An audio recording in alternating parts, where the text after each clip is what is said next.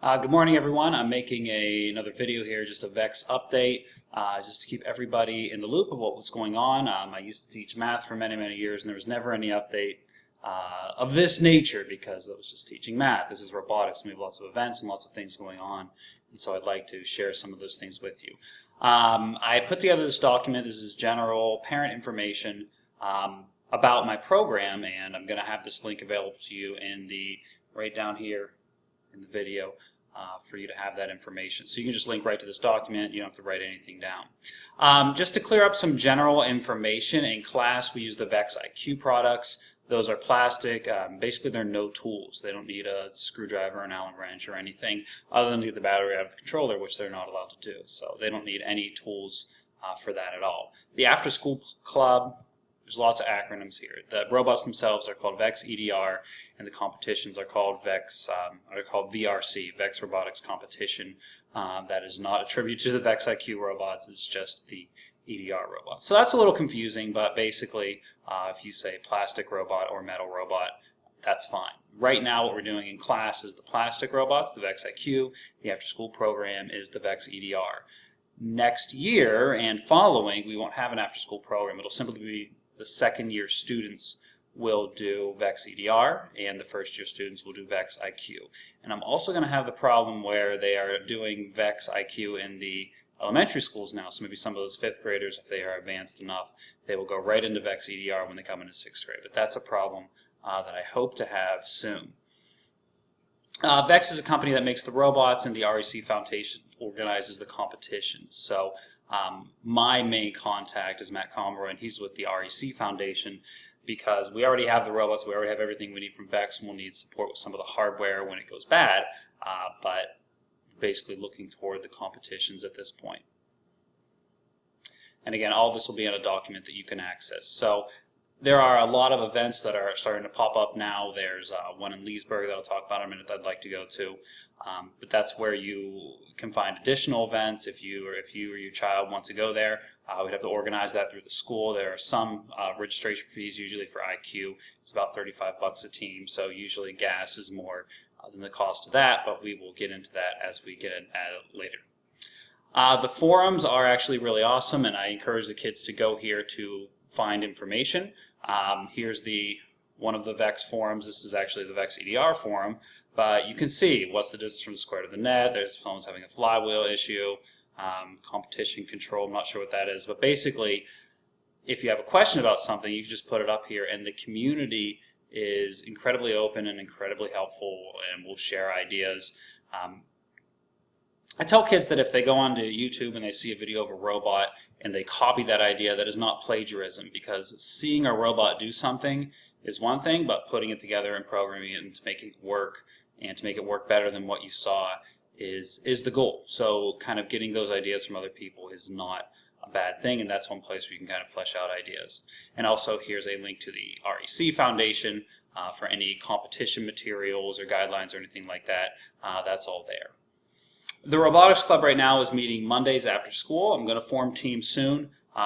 We're almost to the second robot that we're going to buy, so I'm going to initially put the students in 2 teams. I'm going to tell them that it's a possibility that we might have to split into 3 teams at a later time, so they'll have to keep that in mind as they are working. That third team will have to probably be a pretty good group of students, so I don't want to take necessarily the best kids off each team. I'll deal with that as I get to it. I'm sure there'll be a number of students that will want to break off and form their own team. Sorry, my nose is kind of itchy. Maybe it's Celia. She's right here. Sorry, I had her hidden. So getting those teams together will be my next priority.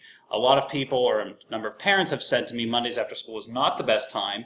Some parents said before school is the best time. Before school is better for me as well. It's just most of the forms that I got back as they were coming in said Monday after school. That's why I picked that. But maybe that is definitely something I'll take into consideration when forming teams. Maybe I'll have an after-school team and a before team based on what the parents need. So we should, if your student is doing EDR, they should come home with some information for that on Monday. You just like a form or something, some way to communicate with me what would be best for you. But I haven't exactly put that together yet, and I have about 24 hours to do so. Just to remind some upcoming dates, on November 7th, that's actually UF Homecoming Weekend. There's a tournament in Leesburg. It's relatively close to us for a tournament. It's just IQ, so it's not EDR. And then later in November, we'll have our school competition and our district competition shortly after. States and worlds are completely outside, obviously, of our district. There's state and world competition. And if your child does not qualify for states through a district competition, they can qualify for states through Leesburg. And there can be other competitions. And Lincoln can hold our own competition as long as we get 18 teams, but we need to open it up to the world. And if we open it up to the world and we get at least 18 teams, then that will be a state qualifier. So that is something that we can kind of keep in mind as we're going through. You know, if we get 2 teams to states and we have 5 other teams that really think they have a good shot at being competitive there, that's something we can arrange from our school and do ourselves. And that's actually a really good fundraiser as well. So after we get a couple of these under our belt, maybe in January, that's something we could do. To access this document, it's going to be in a link right below this video. I see YouTubers doing this all the time. They point down, so I'll do that. I want to be cool. To access this document that we're looking at right now, so you can go ahead and click through some of those links and see what's happening. What else did I want to show you? So this is robotevents.com. You can see, you can choose between elementary, middle is the VEX IQ, middle high school is the VEX EDR. So you can see that we're middle school, so we're kind of overlapping with both programs. Which is kind of exciting that we get to do both, but it's also kind of crazy too. To search for an event, I'm just going to put in Florida here, and there's a map. Oh, I should have clicked the map. I prefer the map. Oops. Maybe it'll let me do it right here. So there's a number of competitions popping up. I see some Sarasota, Miami. There's going to be a bunch, Miami and Orlando. I'm going to allow. Sorry, I'm trying to avoid dead air here.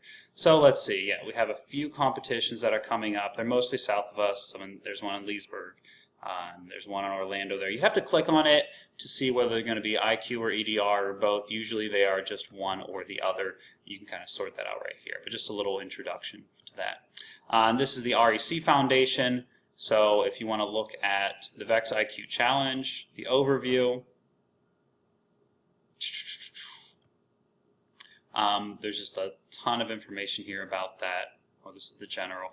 And you can find competitions, the rubrics, everything they're going to use to compete there. Everything's laid out here. But there's just a lot, so I'm not going to walk you through that at this moment. I think that's about it. I don't want to mumble on too long, and I will add to this as we go. I just want to give you an introduction. I know a lot of you made it to open house, but a number of you didn't as well, so I wanted to kind of get our face out there. This is a very visual class, so I'm going to be visual and 3-dimensional and all that good stuff. So thank you very much for watching.